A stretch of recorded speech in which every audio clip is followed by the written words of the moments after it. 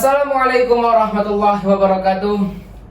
Oke, baiklah teman-temanku, saudara-saudaraku, terima kasih yang telah menonton video kami di channel Moody Project, yaitu menceritakan tentang misteri horor yang telah dipaparkan oleh saudara kita atau abang kita Eri di waktu KKN, ya kan Bang? Sesuai dengan janji aku di part 1, aku akan lanjutkan part 2. Benar? Benar. Kita lanjut part 2 Bang ya. Halo Bang. Sehat? Tapi di part 1 Bang, kok aku merasa sangat merinding gitu Bang. Ya? Merinding sampai aku sampai ya. aku kaget gitu Bang.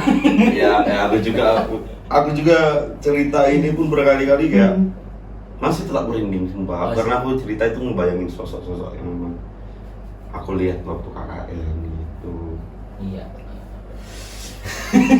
Tapi memang nyata Bang. Hah? Apa? Janganlah lagi. Enggak. Anjir. Enggak berani aku. Enggak. Apa? Emang nyata. Enggak, apa yang abang lihat? Hah? Itu kayak apa? Apa? Apa yang abang lihat Enggak ada kucing apa? Aku takut. Oke guys, kan astagfirullah. Karena di part 1 udah Tidur berdua kita habis ini. sangat serem itu. Tidur berdua kita habis ini. Sumpah gak berani aku Bang. Kalau sampai kejadian aku ngelihat ala kayak gue gitu, nggak mau lagi kita podcast yang cerita horor. Ya udah Bang, kita lanjut ya Bang ya. Boleh. Mudahan ini jangan terlalu misteri gitu. Oke. Nanti dia datang pula. Jadi Bang, setelah itu Jadi ada lagi cerita. Ingat ya, Ya. aku ingetin dari sekarang. Kalian yang nonton terserah percaya atau enggak. ya Itu terserah kalian, itu balik lagi ke keyakinan kalian, balik lagi ke kepercayaan kalian. Aku di sini cuma berbagi pengalaman saat aku KKN kemarin, Bun. Itu apa yang aku ceritakan di sini memang benar-benar nyata dan aku nggak ada melebih-lebihkan sama sekali. Itu bisa divalidasi oleh teman-temanku nanti. ya Kayak gitu. Jadi ada lagi pada suatu malam itu kita masih posisinya masih tidur di rumah Pak Kadus, masih kita belum pindah ke posko. kita belum berani, termasuk saya belum berani untuk pindah ke posko. Ya. Aku waktu itu pulang dari pengajian Yasin atau dari mana itu sekitar masih jam 8 jam 9. Jadi kan pintu dapur itu yang dimana sosok yang besar berdiri itu kan kelihatan lah pintu dapur dari jalan kampung itu. Aku ngelihat sebuah entah ya disebut kuntilanak mungkin ya. Kuntilanak. Iya, tapi badannya tinggi. Tapi aku nggak lihat ini ya, nggak lihat palanya ya, cuma kelihatan badannya. Dan dia kakinya tuh kalau orang jalan tuh gini, tapi jalannya gini kakinya tuh. Terbang sekitar sejengkal dari tanah. Anjir.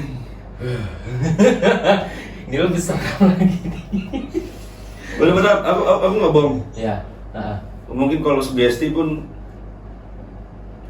kan biasanya ya udah gitu, hanya beberapa detik tuh aku liatin gitu, cuma kok tiba-tiba hilang gitu. Tiba-tiba hilang gitu. Wes, apa ini? Apa lagi ini? Aku bilang. Baru saja kemarin aku lihat ini ada lagi ini yang baru nih ya. Anggota baru kayaknya di situ ya. Anggota baru ya. Datang lagi. Dan itu divalidasi oleh temanku yang namanya Lala, itu katanya ya mungkin pengakuan dia tuh ngelihat sosok itu juga gitu. Pengakuan dia ya, sekali lagi pengakuan dia ngelihat sosok itu. Anjing lah. Aku nggak tahu mau cerita apa karena sebenarnya banyak, cuma kayak gugup dan takut, merinding, sumpah merinding. Karena kondisi pun udah tengah malam ya. Iya anjir, jam berapa sekarang ya? Udah jam 1:30 Bang. Berdua ya. Mm-mm. Anjir. Ya. Apa lagi ya cerita itu? Terus? Oh, ada satu kejadian horor yang Hmm. menurutku itu gak masuk di logika ya. Itu benar-benar gak masuk di logika. Iya. Oh, sebelum aku cerita situ, aku itu kan kayak udah muak lah sama apa yang terjadi di posko gitu. Itu aku minta air ke kiai yang ada di Bogor. Aku minta air, kayak minta tolong lah biar penghuni posko itu nggak mengganggu kita lagi gitu. Iya. Minta air dan alhamdulillah airnya datang setelah beberapa hari aku minta itu air. Aku Iya. semprotin aja itu ke sekeliling posko, Posko, di iya. tempat-tempat tertentu lah. Iya. Ya dapur, kamar mandi, kamar, ruang tengah dan keliling-kelilingnya. Nah, pada saat itu aku melakukan mediasi dengan saudara aku lewat video call ya. Mm-mm. Terserah, ingat, terserah kalian percaya apa enggak terserah. Iya. Nah, jadi aku melakukan video call di kamar baju, maksudnya kamar dimana kamar itu disimpan tempat-tempat baju-baju kita gitu. Iya. Aku sholat itu jam berapa ya? Jam 1:30, jam 12-an itu malam gitu ya. Dan kondisi di posko itu cuma aku doang kalau nggak salah sendiri ya, nggak tahu ya. Pokoknya pintu kamarku tutup. Jadi sebelah posko itu ada sebuah lorong. Iya. Itu memang di bagian luar memang berfungsi untuk jemur pakaian, Bro. Jadi ini kamar, jendela tuh langsung lorong. Itu mungkin itu untuk jemur pakaian, Bro. Mm-mm. Jadi agak keluar gitu, jarak keluar. Di situ aku duduk ngadep jendela dan jendela itu langsung ke lorong itu. Iya. Itu gelap, gak ada lampu dan Iya. kondisi lorong itu banyak aku lihat ada kasur bekas dan ada kayu-kayu gitu loh. Aku pas melakukan mediasi dan berusaha fokus gitu. Aku disebut wirid lah untuk kayak perlindungan diriku sendiri gitu. Ya, berzikir ya. Zikir lah, Ya. zikir lah. Itu tiba-tiba itu ada sebuah kepala itu muncul kayak gini, misalnya jendela gini, tapi setengah, cuma sampai setengah hidung gini, Oh, ngintip dia. ngintip, langsung gini cok, Ya. badannya hitam itu, wah kecil, ini saya,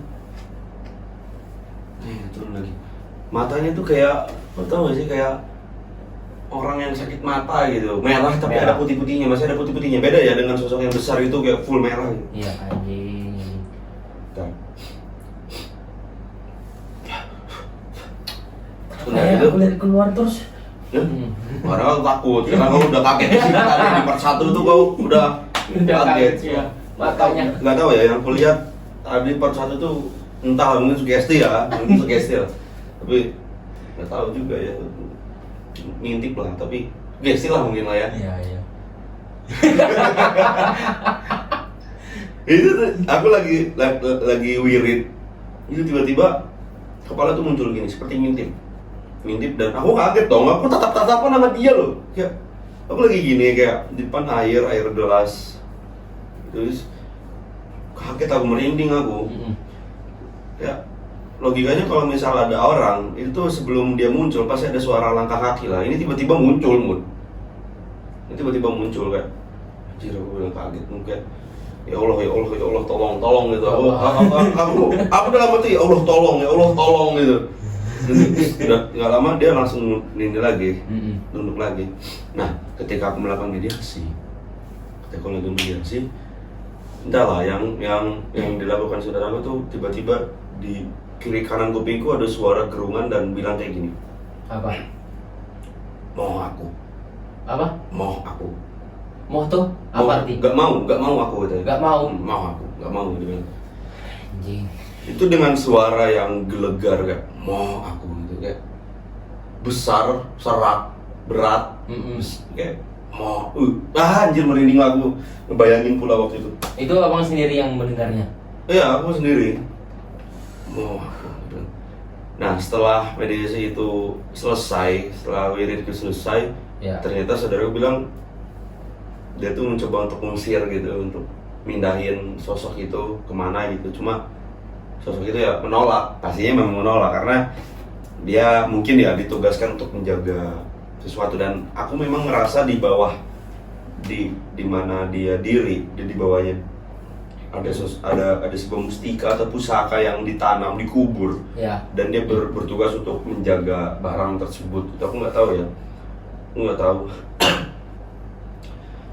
dan itu divalidasi oleh saudaraku, ya katanya memang di situ ada pusaka apa mustika gitu yang ditanam di bawah posko. Iya, Di dalam posko. di bagian dapur, jadi dikubur gitu. Iya. Mungkin orang-orang dahulu mungkin ya, orang-orang dahulu ya mungkin melakukan ritual-ritual lah, karena di sana tuh masih kental ya hal kayak gitu. Tapi ya sudah, mungkin tuh keyakinan, kepercayaan mereka gitu. Iya benar. Di situ tiba-tiba suara yang gelegar dan gimana ya? Aku langsung merinding, kayak demam gitu loh, man. Langsung demam aku. Cuma beberapa saat demam panas gitu, langsung hilang lagi gitu. Anjir, kayak apa pola ini cobaan. Nah, udah gitu, air itu datang dari kiai. Air datang, aku semprotin lah. Di mana? Pertama ke kamar mandi, balai-balai, dapur, terus kamar-kamar, ruang tengah, dan ruangan yang lorong tadi tuh aku semprotin juga kan. Karena perintah dari sana. Dari gitu kita diamin selama sehari, dan aku ngomong ke anak-anak bahwa ayo kita pindah lagi ke posko. Iya. Karena ya gak enak lah kita tidur di tempat yang ada orangnya dan kita selalu ramai di situ ya, walaupun pemilik rumah kayak ya udah santai-santai aja, cuma gak enak lah kita ngerasa sadar diri. Dan Ya iyalah. aku meyakinkan anak-anak bilang kayak gini, kalau misal kita satu malam tidur di posko ada gangguan lagi, kita balik lagi ke rumah Pak Kadis. Cuma kalau misal hari malam itu nggak ada gangguan, ya udah kita terusin sampai KKN kita selesai gitu. Iya. Dan pada malam keberapa gitu setelah kita berani lagi tidur di posko, itu anak-anak udah tidur, aku selalu di ruang tengah. Posisi jam 2, setengah 2 atau setengah 3 itu tengah malam lah, tengah malam.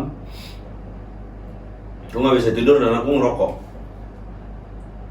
Jadi aku ngerokok, jadi kan lantainya itu plesteran semen ya, plesteran semen. Ini asbak di tengah, asbak kaca kayak gini, asbak kaca di tengah.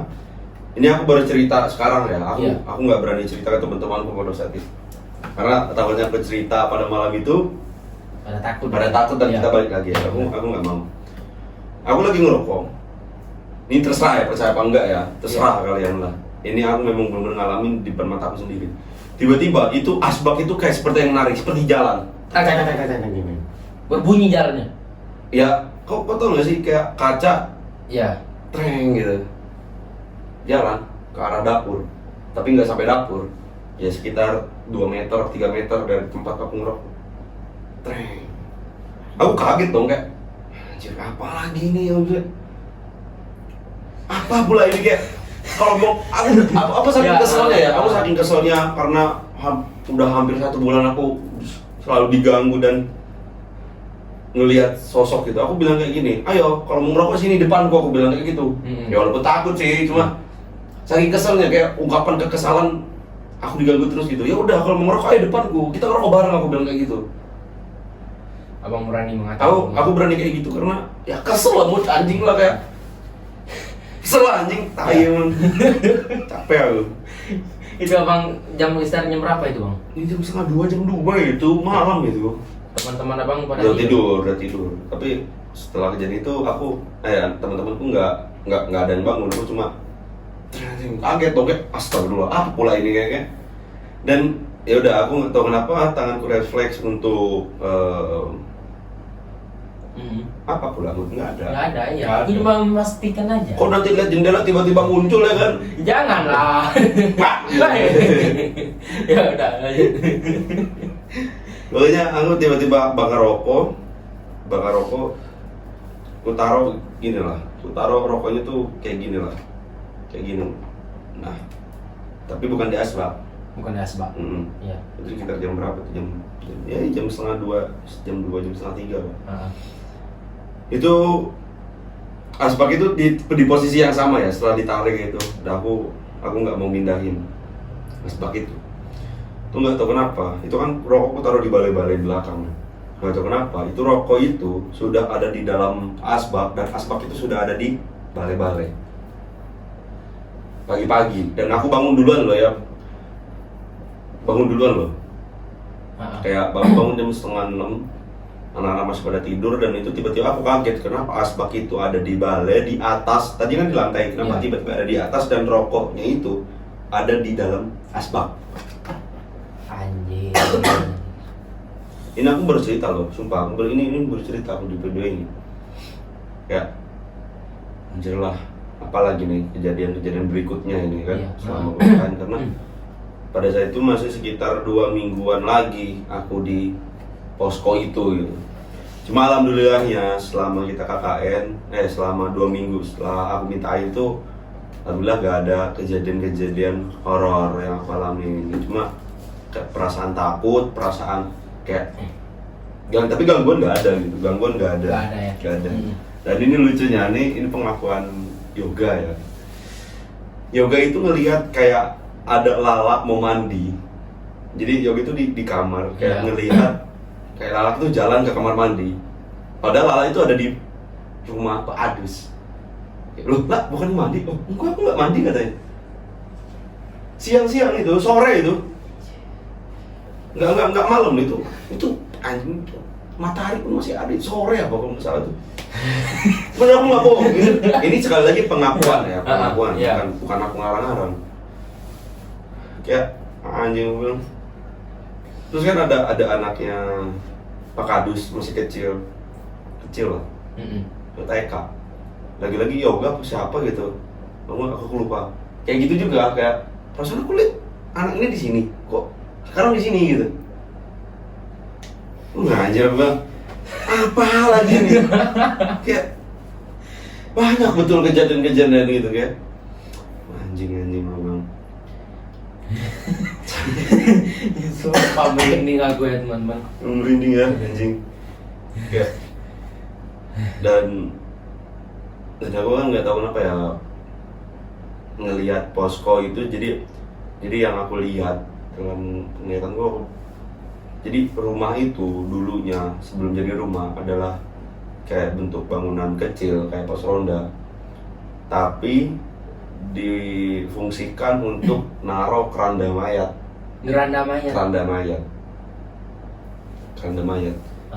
Terus aku ngomong itu ke warga kaget. Ada salah satu pemuda di situ kaget, loh kok mas tahu, mas kan bukan asli sini gitu. Aku cuma bisa senyum kan, aku nggak bisa jelasin gitu, karena yang kayak gitu kan nggak bisa dijelaskan oleh logika gitu. Gak tahu masnya, ya udah aku cuma senyum, mungkin masnya juga tahu lah gitu. Ya, oh ada lagi satu gitu bilang, ini sebelum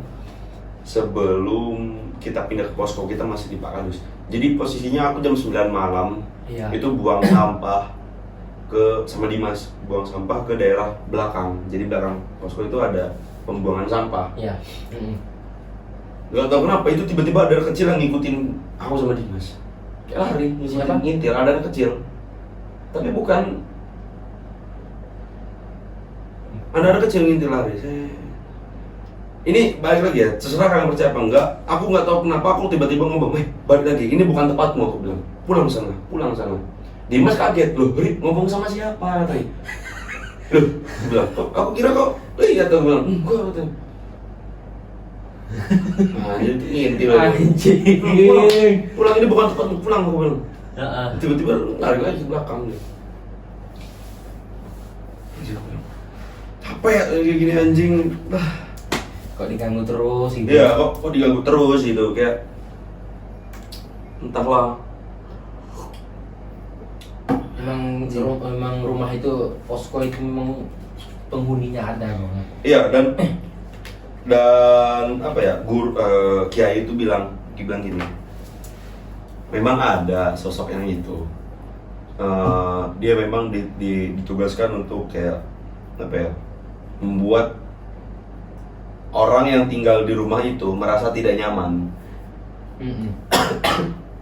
Merasa tidak nyaman, dan itu kan rumah dijual, dibeli sama orang, Iya. dijual lagi. Dijual lagi. Nggak sampai setahun katanya ya, nggak sampai setahun dijual lagi dan dibeli sama orang dijual lagi. Dijual lagi.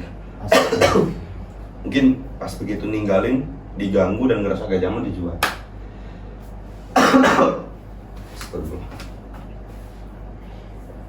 Memang orang penghuni di rumah itu nggak nyaman ya. Enggak, ya emang kayak gitu, kayak Memang. yang mungkin dia tadi ganggu juga, biasanya dia ngerasa tenang gitu, nggak ada orang dan tiba-tiba kita rame ya wajar-wajar aja sih dia keganggu, cuma ya agak merinding juga ya. Ini bakal jadi cerita yang berkesan pada saat kami KKN sih. Iya. Gila, berkesan banget. Berkesannya tuh kayak misteri gitu bang. Kebanyakan misteri semua ya. Masalahnya baru malam pertama, malam kedua itu Iya, udah makanya. kayak mau perang itu. Dan lucunya anak-anak itu, temen-temenku itu yang KKN di situ, kita nyebut sosok yang besar itu namanya Gapuro. Gapuro. Ya Gapuro ya kayak gapura yang besar gitu. Biasanya kan gapura besar tinggi gitu kan. Ya kita nyebutnya kayak gitu. Gapuro. Kita nyebutnya Gapuro. Kalau kita bilang Gundurwo kan kayak terlalu serem ya. Iya benar. Terlalu serem gitu. Ya makanya kita nyebut Gapuro. Anjing. Nanti lah. Ini waktu surveinya aja udah ngerasain gitu. Dan bener aja, yang aku takutin setelah survei itu kita diganggu dan bener diganggu gitu. Banyak lah sosok-sosok yang memang nampakin ke selain aku gitu. Banyak, sumpah banyak banget. Cuma kan itu kan pengakuan. Mungkin nanti kita undang aja mungkin ya nanti teman-teman gue ya. Boleh. Ya, kita undang lah. Maksudnya POV dari dia tuh kayak gimana gitu. Iya. Ini kan POV dariku Iya. gitu. Entar lah nanti kita undang Dimas, Yoga, Lala, Widya atau Elena sini. Ya kita ngopi-ngopi, nyantai-nyantai, kita sharing-sharing gitu kan. Benar. Ya siapa tahu ada POV dari mereka selama mereka KKN juga gitu. Ya boleh, mantap itu. Anjing. Sumpah merinding aku. Ini Takut betul bang. Dalam kondisi tengah malam lagi. Hampir jam 2 pula lagi. kalau kalian nggak percaya nanti kan ada fotonya tuh si Gapura tuh. Iya, kita masukin aja. Kita masukin aja. Takutnya kalian penasaran ya dengan wujudnya tuh kayak gimana gitu. Iya, benar. Wujudnya kayak gimana ya, kita masukin nanti. Di part 1 kita kan udah masukin, mungkin part 2 kita masukin lagi gitu buat teman-teman. Boleh. Oke, baiklah teman-teman. Bonus aja sih. Bonus, ada pula lagi bonusnya. Tapi bukan KKN, ini bonus aja. Apa? Jadi dulu kan ini kamarku. Oh iya. Ini kamarku. Janganlah bang. Udah, ini kamarku. Dulu tuh Mudi ini. Jangan bang. Dulu itu Mudi itu di kamar sebelah, di kamar nomor 1. Dulu di kamar nomor 3 tuh ada namanya Bang Fitra. Oh iya, kenal aku bang. Ya, nah di kamar yang sekarang kamarku itu dulu Bang Fitra. Aku dulu di sini. Jadi posisi pada jam 3 atau jam 2 gitu malam. Janganlah bang. Bang. Jadi apa sih kok? Jadi aku tuh kedenger, aku waktu itu belum tidur dan kedenger ada suara orang lagi nyapu pakai sapu lidi. Sro. Aku kira Bang Fitra kan. Ya. Aku kira Bang Fitra. Kalau misal memang Bang Fitra, pertanyaanku satu, kenapa dia nyapu malam-malam? Ya. Iya, Nah. kayak itu Bang Fitra, emang orangnya gak jelas. Ya. Cuma gak segak jelas gitu loh, kayak nyapu. Tapi gobloknya aku juga. Aku tuh ngintip gitu. Kalau memang bener Bang Fitra, aku mau nemenin dia gitu sambil ngerokok, gitu, ngobrol gitu. Ya. Gue ngintip lah jendela.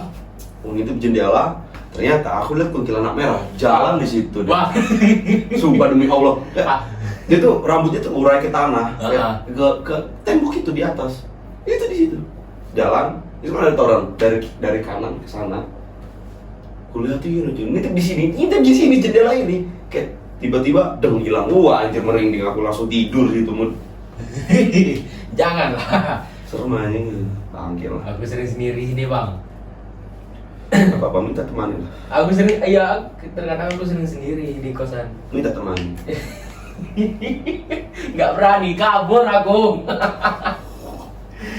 Oke teman-teman, saudara-saudaraku yang Langsung disudahi ya. kita sudah cukup ya teman-teman. Aku gak mau lagi kalau mendengar cerita yang horor di kosan ini. Apa itu tiba-tiba boneka jatuh guplak. Udah teman-temanku, saudara-saudaraku, terima kasih telah menonton video ini part 2. Ya, mau seru banget gitu ya. Sekali lagi ya. Sumpah merinding aku. Udah cukup ya. Enggak, bukan. Sekali lagi aku ini aku gak ada ngarang sedikit pun. Ya. Aku memang cerita apa yang aku alami pada saat KKN gitu. Ya. Oh ya, satu lagi. Terima kasih kalian telah menonton video ini. Cukup dan sekian. Terima kasih. Jangan lupa di follow Instagram, IG kami ya. Instagram kami ya. Linknya ada di deskripsi. Ya kan Bang? Oke, jangan lupa subscribe, like, comment, and share. Terima kasih teman-teman. Assalamualaikum warahmatullahi wabarakatuh. Waalaikumsalam warahmatullahi wabarakatuh.